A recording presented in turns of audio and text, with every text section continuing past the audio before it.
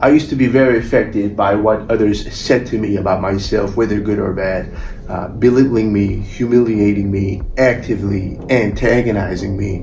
It would affect me pretty extensively, and I would think about it affect how I carried myself. But after repeated, consistent exposure, so to speak, you've been there, you've taken the hits, you know what you're dealing with, you know how to handle it. You build up a certain degree of tolerance, and you become increasingly more undeterred and unfazed.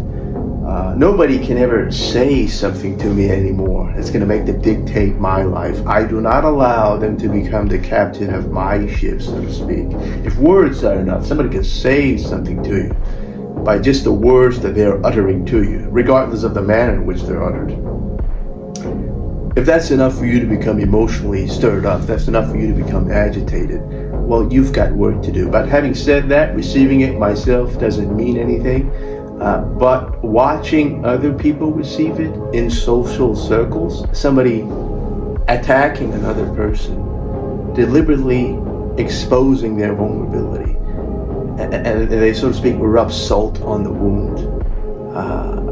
No matter how much that person is trying to act like he's not affected, no matter how much he's trying to keep his composure, trying to keep his cool, you can just clearly see on that person's completely crumbling from within, has had his self-image shattered. And it made me think, it's very difficult for me to watch. It truly makes my heart ache.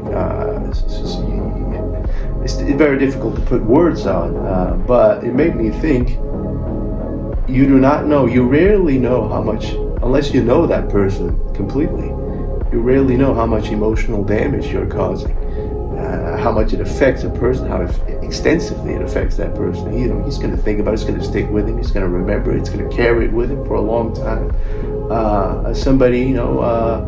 There's also people, they're going to take those words. So words, it affects certain people more than others, but some people can take that, and they're going to take that insult, and they're becoming enraged, and they're going to channel that rage into a constructive manner. But that's the ideal case. But I do not know if I have a message for you, other than to just be, I guess, more mindful about how you choose to express yourself, and how you're saying it, and to who you're saying it to, and your circumstance. It's like the old saying.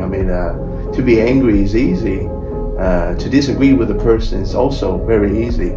But to be angry at the right person at the right time with the right intensity for the right cause, that is difficult.